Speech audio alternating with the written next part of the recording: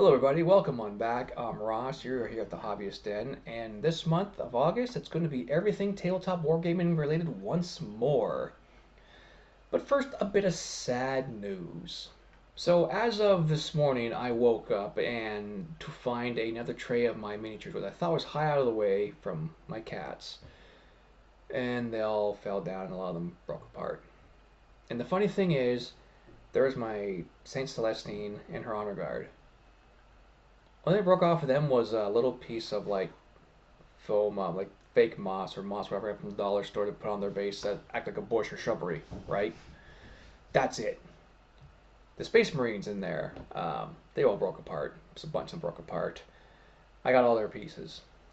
There's an Inquisitor model in there that, sadly, I cannot find her leg for the life of me. Not at all. If I see it the next couple of days, I'll add it to the box. It'll be on the to-do list to reglue everything together, much like all the Tyranids.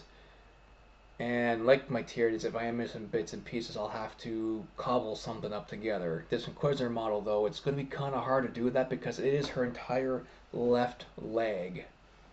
And to rebuy that model, repaint it up that way, it's going to be like 80 bucks Canadian for a single lone model. Yeah, that's just silly. That includes shipping and handling too, right?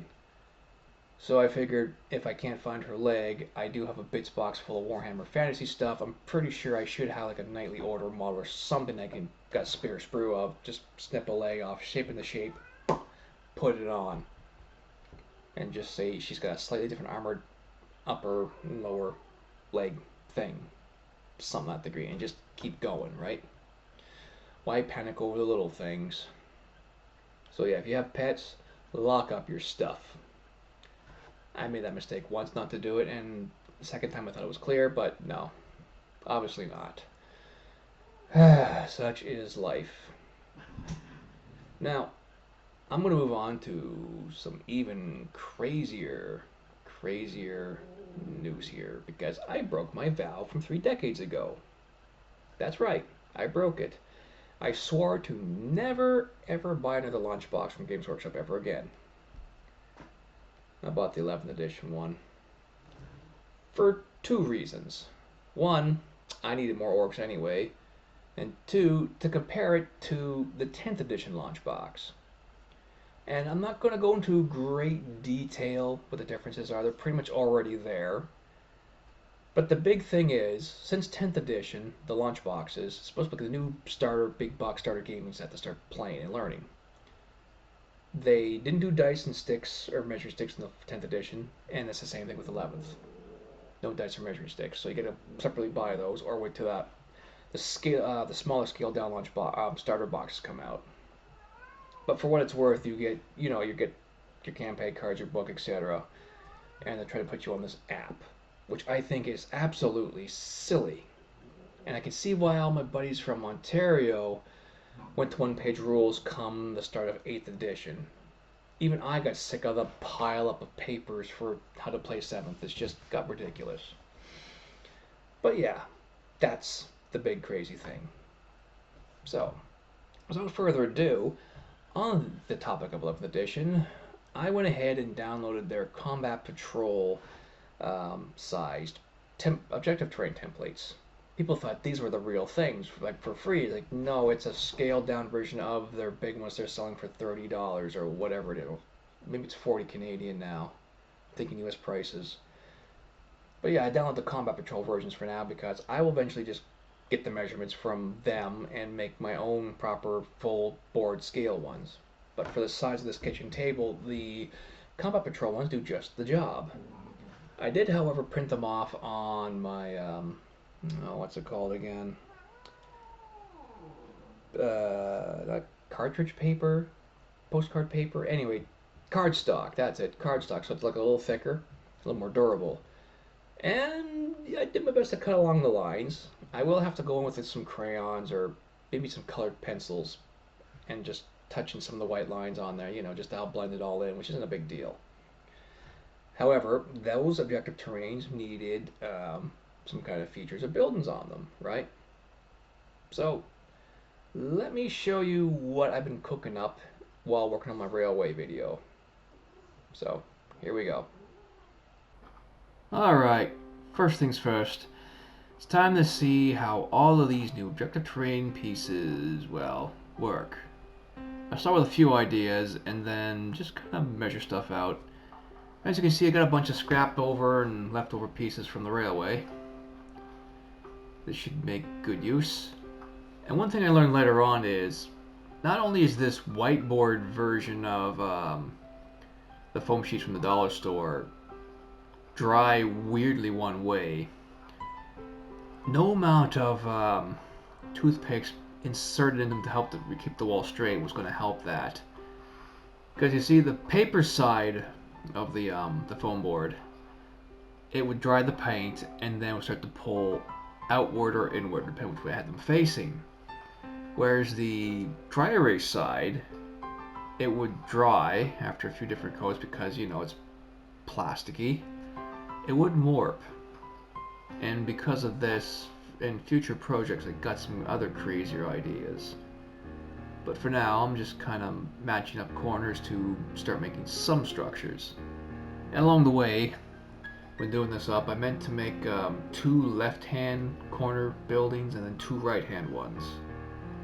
But it ended up being like 2 lefts for one type and then 2 lefts for another, and I don't know. I can make other stuff down the road too to fit these as well. It doesn't have to always just be buildings. It could be like a solid structure too.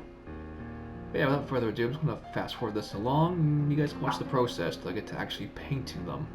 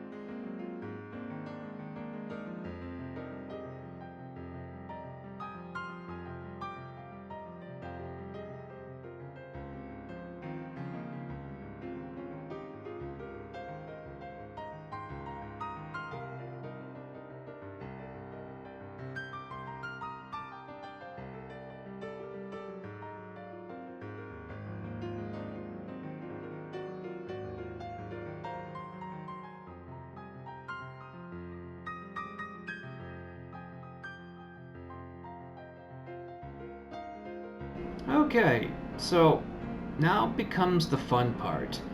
I had some Chaos Black from Citadel from 2 decades ago that still worked, some left in the rattle can, and I was kind of worried that the foam would shrink from the primer. And it kind of did. So after getting it used up and mainly hitting the surfaces were fine, but any exposed foam did kind of shrink in, but that's alright. It's now part of the terrain detail. So from here on out, it's just paintbrush this stuff by hand until there's like a spray solver that's safe for that kind of foam, I guess.